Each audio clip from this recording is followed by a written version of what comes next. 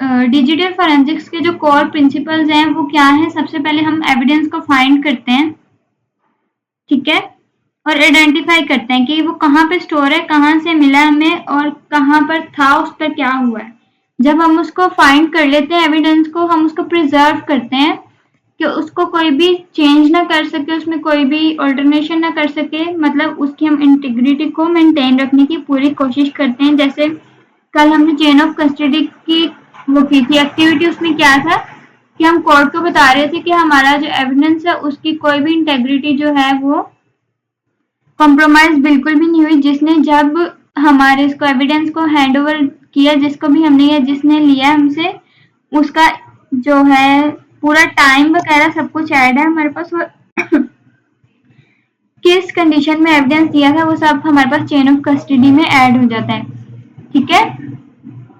ये हमारा priority number 1 है। जैसे कि मैंने आप लोगों को बताया था, अगर हमारी चेन ऑफ कस्टडी टूट गई या उसमें कोई भी खराबी आ गई तो हमारा जो एविडेंस है वो इनएडमिसिबल होगा कोर्ट में। और उसके बाद एनालाइज है, हम देखेंगे एविडेंस को कि क्या हुआ था, कैसे हुआ था, हैकर ने क्या किया था, इसके पीछे क्या बैकडोर्स हैं, हैकर्स ने कैसे लॉगिन किया, कैसे क्राइम किया, ठीक है। हमारा जो एविडेंस है और जो हमारी उस पे है क्या कहते हैं यार, रिपोर्ट फाइंडिंग की है हमने, वो इस तरीके से होनी चाहिए कि हमें दोबारा से अगर रिपोर्ट बनाएं तो हमारे रिजल्ट सेम होने चाहिए, ठीक है। फिर हम उसको डॉक्यूमेंट करते हैं, हर सिंगल स्टेप रिकॉर्ड करते हैं कि हमने किस वक्त कैसे एनालाइज किया, कहाँ से डॉक्यूमेंट लिया, उसमें क्या क्या फाइंडिंग्स की, क्या क्या चीजें हमने रिस्टोर की, क्या परमानेंट डिलीट था। और फिर जब उसके बाद हम रिपोर्ट बनाते हैं, कोर्ट में सबमिट करवाने के लिए प्रेजेंट करते हैं, तो उसको इस तरह की फॉर्म में करते हैं कि टेक्निकल वर्ड्स यूज ना किए गए हों, ऐसे वर्ड्स हों जो लॉयर्स और जजेस सब समझ सकें, ठीक है। क्योंकि जाहिर सी बात है, जो हमारे लॉयर्स और जजेस होते हैं वो नॉन टेक्निकल पर्सन होते हैं। अब हमारे पास जो डिजिटल फॉरेंसिक्स है वो असल में क्या है, साइंस और लॉ मिक्स है। अब साइंस हमारे पास टेक्निकल वर्ड्स हैं और लॉ हमारे पास जो है नॉन टेक्निकल वर्ड्स हैं, ठीक है। तो हमने दोनों को नजर में रखते हुए रिपोर्ट तैयार करनी होती है। और फिर उसके बाद ब्रीफ हिस्ट्री है, ये आप लोगों को मैंने कहा था, आप लोगों को याद होगा जो आईफोन वाली आप लोगों ने की थी, बीटी के किलर वाली की थी, कि किस तरह से उनका डाटा हमने जो है रिकवर किया था। अब इसके देखिए स्कोप और एप्लीकेशंस क्या है। कहीं पे किसी बैंक में फ्रॉड हो जाता है, कोई बहुत बड़ा किसी ऑर्गेनाइजेशन के साथ फ्रॉड हो जाता है, वहां पे हमें फोरेंसिक्स टीम की जरूरत पड़ती है, ठीक है। इंटरनल इन्वेस्टिगेशंस के लिए कि जैसे आपकी इंटेलेक्चुअल प्रॉपर्टी किसी ने मतलब कोई बहुत कीमती एसेट चोरी कर रही है और आपका बहुत कीमती डाटा चोरी हो गया, उसके लिए हमें डिजिटल फोरेंसिक्स की टीम की जरूरत पड़ती है। इंसिडेंट रिस्पॉन्स के लिए ब्लू टीम में फोरेंसिक्स की जरूरत पड़ती है। लॉ एनफोर्समेंट के लिए कि कोर्ट में हमने अपने क्राइम को किस तरह से कोर्ट के सामने रिपोर्ट देनी, किस तरह से एक एक एविडेंस को शो करना है, उसके लिए हमें डिजिटल फोरेंसिक्स की जरूरत पड़ती है, ठीक है।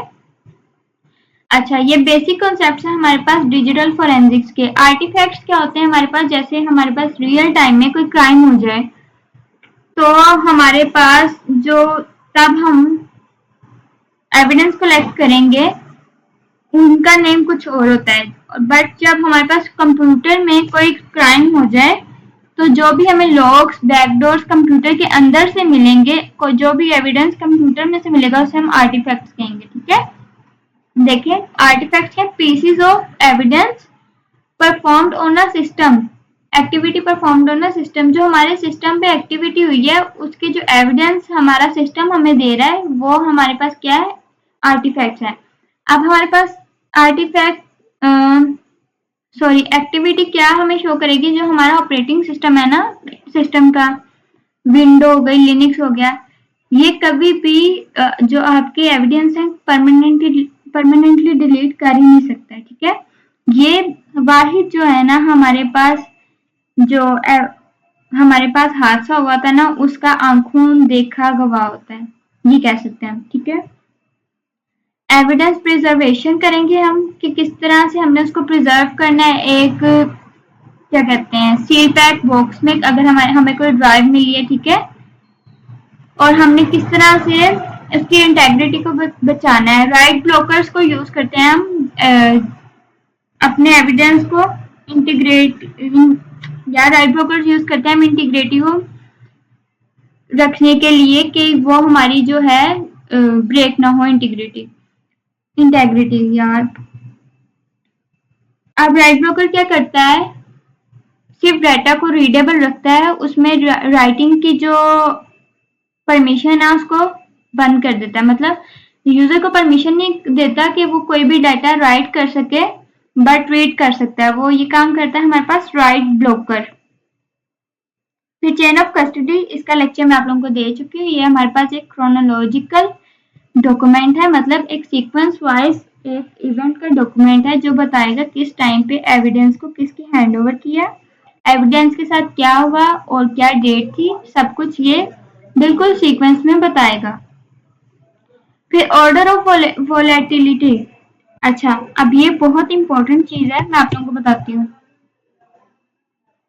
वोलेटिलिटी क्या होता है कि अगर आपने अपना सिस्टम पावर ऑफ कर दिया तो हमारे सिस्टम के जो डाटा है वो लॉस हो जाएगा। Data loss when system power of, क्या हमारे पास वोलेटिलिटी।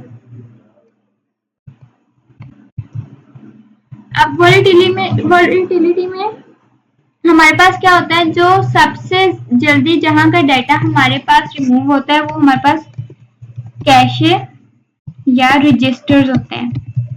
सबसे पहले हमने जो एविडेंस कलेक्ट करना है वो यहाँ से करना है, उसके बाद हमने जाना है रैम पे, क्योंकि दूसरे नंबर पे कैशे और रजिस्टर्स के बाद रैम का डाटा फौरन हमारे पास डिलीट हो जाता है। अगर हमें सिस्टम ऑन मिला है तो हमने सबसे पहले इन दो चीजों का डाटा कलेक्ट करना है, ठीक है। उसके बाद हमने जाना है नेटवर्क लॉग्स पे,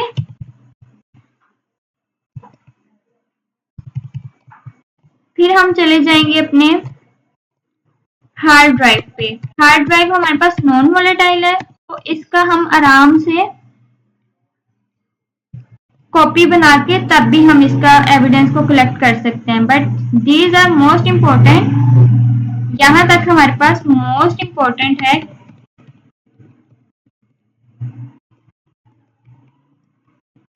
डाटा कलेक्ट करना। मुझे ना ये कैशे रजिस्टर से एक दफा दोबारा समझाइएगा जरा। अच्छा जी। अच्छा, क्या होता है हमें जब कहीं पे एविडेंस मिला है, जैसे हमें कोई लॉगिन मतलब पावर ऑन कंप्यूटर मिल गया है उस जगह से जहां पे क्राइम हुआ है, ठीक है, तो हम क्या करेंगे, उस कंप्यूटर के ऑफ होने से पहले हमारी पहली अटेम्प्ट क्या होगी, अपना वोलेटाइल डाटा कलेक्ट करना, क्योंकि जो वोलेटाइल डाटा है वो लॉस हो जाता है कंप्यूटर के ऑफ होते ही, ठीक है। अब उस वोलेटिलिटी में हमारे पास जो सबसे पहली चीज आती है कैशे और रजिस्टर्स होते हैं। इसमें क्या होता है, जो रनिंग प्रोग्राम्स होते हैं वो होते हैं तो ये फौरन डिलीट हो जाते हैं। फिर रैम आती है हमारे पास। रैम हमारे पास क्या है, ये जो काम अभी हम कर रहे हैं। अब जाहिर सी बात है जैसे ही कंप्यूटर ऑफ होगा सब कुछ खुद ब खुद ऑफ हो जाएगा, ठीक है। तो सेकंड पे हम रैम का डाटा कलेक्ट करेंगे। फिर हम सिस्टम के अंदर जाएंगे, नेटवर्क लॉग्स चेक करेंगे कि कौन कौन सा नेटवर्क लॉगिन हुआ है, कहाँ कहाँ पे हुआ है, ठीक है। यहाँ तक डाटा कलेक्ट करना मोस्ट इम्पोर्टेंट है जब तक कि हमारा जो पीसी है पावर ऑन है, ठीक है। अगर पीसी पावर ऑफ है और ये हमारे पास नॉन वोलेटाइल डाटा है यहाँ पे, जो कि हमारे पास रिमूव नहीं होता पीसी के ऑफ होने पे भी, फिर हम इसकी कॉपी बनाएंगे, उस पर जाके आराम से हम अपने जो है एविडेंस कलेक्शन करेंगे, सारा कुछ करेंगे, ठीक है। हार्ड ड्राइव के बाद हम लोग सिस्टम लॉग्स भी देख सकते हैं, बैकअप्स भी एंड पे देख सकते हैं हम लास्ट नंबर पे, ठीक है, क्योंकि ये हमें आराम से मिल जाती हैं ये दोनों चीजें। इन तीन चीजों पे हमारा फोकस सबसे पहले होना चाहिए। समझ आई है फीफा? नहीं आई तो बता दो, मैं दोबारा समझा दूंगी। जी अब आ गई है समझ। ओके, फिर नेक्स्ट हमारे पास है टाइमलाइन क्रिएशन। अच्छा, once we have collected the artifacts and maintained their integrity, we need to present them understandably to fully use the information contained in them. A timeline of events needs to be created for efficient and accurate analysis. अब क्या होता है, हम chain of custody में क्यों timeline लिखते हैं, ताकि हमारे एनालिसिस बिल्कुल सही से जाहिर हों कोर्ट में। हमने जो काम जिस वक्त किया, ध्यान रखना है कि उसकी टाइमलाइन चेंज ना हो। ठीक है, जिस टाइम पे जो इवेंट हुआ है उसको एक ऑर्डर में लिखना है, एक सीक्वेंस में लिखना है, तो इसको हम कहेंगे टाइमलाइन क्रिएशन। ये स्टेप्स आप लोग कर चुके हैं। ठीक है, identification, collection, analysis, reporting and documentation. किसी को इसमें मसला है तो वो मुझसे पूछ सकते हैं। अच्छा, अब ये देखें, की पिलर है हमारे पास lockers exchange principle digital forensics में।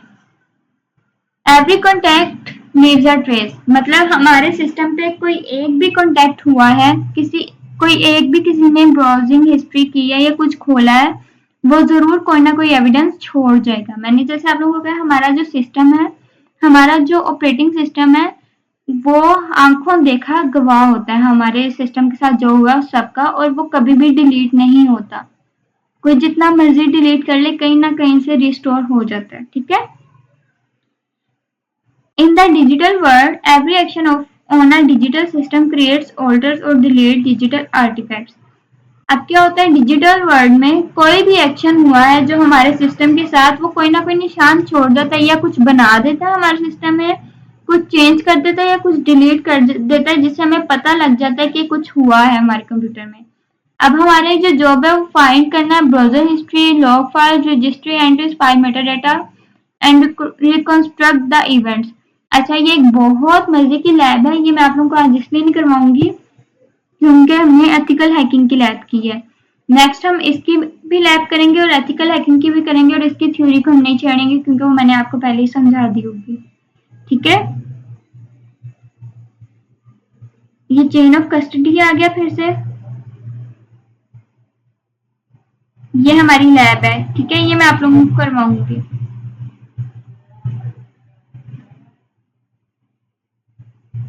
ओके, किसी को कोई क्वेश्चन है? नहीं, आज वाले लेक्चर की मुझे बहुत मजे की समझ आई है। अच्छा जी, अच्छा यार, मैंने ना आप लोगों को एक और चीज समझानी थी, उसकी भी लैब हम करेंगे, लेकिन पहले मैं आप लोगों को समझाती हूँ क्या है।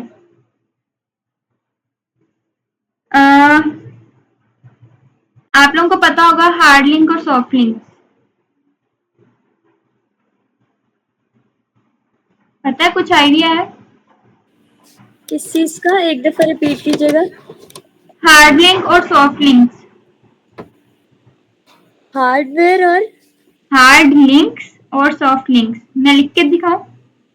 जी, एक मिनट।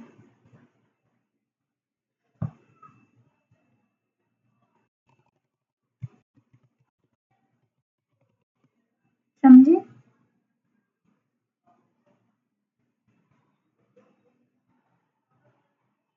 नहीं, समझा दें।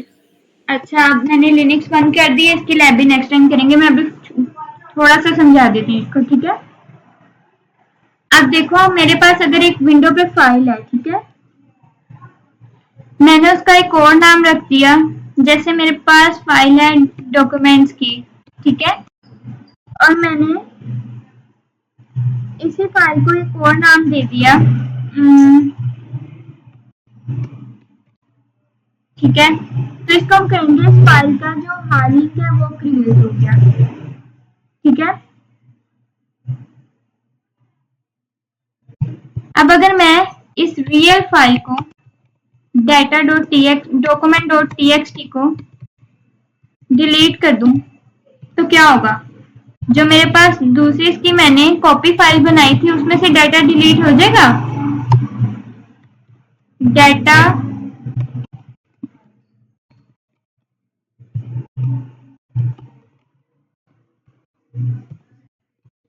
डाटा जो है हमारे पास text.txt की फाइल से डिलीट नहीं होगा जब तक मैं इसको अलग से डिलीट नहीं करूंगी। ये हमारे पास हार्ड लिंक है। ये हमारे जैसे हमारी गैलरी की एग्जांपल ले लो। हम अपनी पिक्चर उतारते हैं तो वो गैलरी में जाती है। तो अगर हमारे फ़ोन का बैकअप ऑन होगा तो हमारी पिक्चर उस बैकअप में भी चली जाएगी। अब अगर मेरे मोबाइल को मैंने रीसेट किया है, ठीक है, वो पिक्चर असल में गैलरी में से डिलीट तो हो गई, लेकिन जब मैं बैकअप करूंगी वो फोटोज में जो जहाँ पे मेरा बैकअप आ रहा है वो पिक्चर दोबारा आ जाएगी। तो ये मेरी जो है हार्ड लिंक है। समझ आई?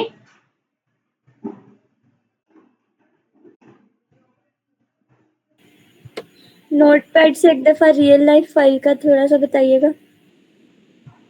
देखिए, मैंने एक रियल फाइल है मेरे पास document.txt की, ठीक है। मैंने उसको किसी और जगह पे भी सेव कर दिया है अपनी ही उसी सिस्टम में text.txt के नाम से भी, ठीक है। अब क्या होगा, अगर मैं रियल फाइल document.txt को डिलीट कर दूंगी तो मेरे पास जो सी हाँ, तो जो मेरे पास टेक्स्ट.txt की फाइल है वो इस फाइल को डिलीट करने से रियल फाइल को डिलीट नहीं होगी, ना उसके अंदर का डाटा डिलीट होगा। रियल फाइल के डिलीट होने से, मॉडिफाई होने से इस फाइल को जो मैंने उसकी कॉपी बनाई है कोई फर्क नहीं पड़ेगा, ठीक है।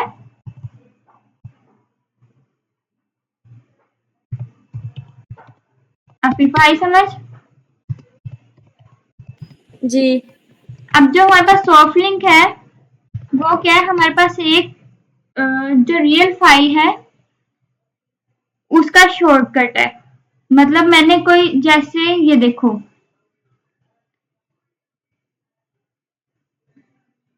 ये मेरे पास डेस्कटॉप है, ठीक है।